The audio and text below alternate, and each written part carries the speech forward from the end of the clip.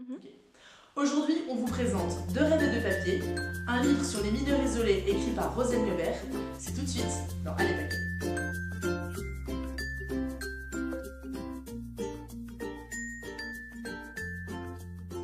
Alors ce livre, c'est un livre à deux voix. La première voix, c'est celle de Rosanne Lebert, l'écrivaine, qui a travaillé pendant 1 an et demi avec des mineurs isolés étrangers. Alors ce qu'il faut savoir, c'est que ces jeunes qui arrivent en France, ils ont droit à être placés dans des foyers de protection et ils ont aussi droit à une éducation. Sauf qu'avant d'avoir tout ça, il faut qu'ils prouvent au conseil départemental qu'ils sont à la fois et mineurs et isolés. Et donc l'autre partie de l'histoire, on suit Soulé, qui est un personnage fictif, qui est un jeune réfugié dont l'histoire a été inventée à partir d'histoires de plein de jeunes. Et donc en fait, on suit son parcours du Sahara jusqu'au bureau de Rosanne. Donc la majeure partie du livre, c'est la vie quotidienne qui se déroule dans le bureau de Rosanne, celui où elle reçoit les jeunes. Et donc pour en savoir un peu plus, on l'a contactée pour qu'elle nous explique un peu mieux son rôle. Alors mon rôle, il est assez ambigu parce qu'il est double. Le premier, c'est d'accueillir les jeunes, de les mettre à l'abri.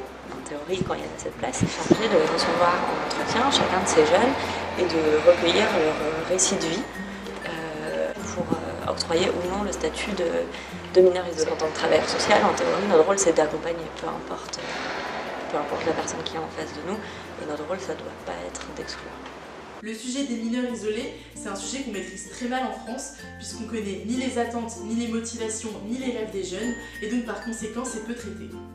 C'est assez méconnu qu'on a des mineurs qui dorment dans la rue aujourd'hui en France, alors que légalement, tout mineur doit être protégé. Rosanne Lebert nous a expliqué qu'à travers son ouvrage, son but c'était d'ouvrir la porte du bureau, de faire sauter le verrou administratif pour donner à voir et montrer le labyrinthe qu'ont les jeunes à traverser, et non de faire un pamphlet politique. Son but, c'est de témoigner. La subjectivité est assumée, j'écris la première personne, et cette première personne, c'est moi, c'est pas un narrateur.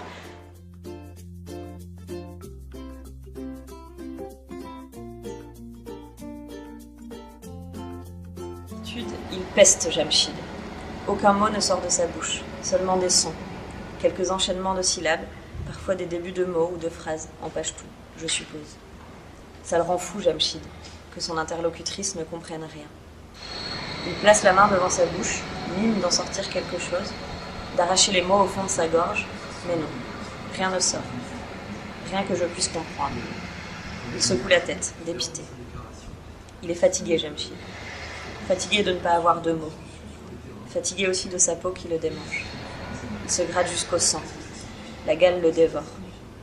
Et quand les petites bêtes cessent de mordre sa peau, quand elles lui offrent un répit, ce sont d'autres bêtes qui prennent le relais. Des bêtes fantomatiques qui peuplent ses souvenirs. La nuit, elles fourmillent dans son crâne.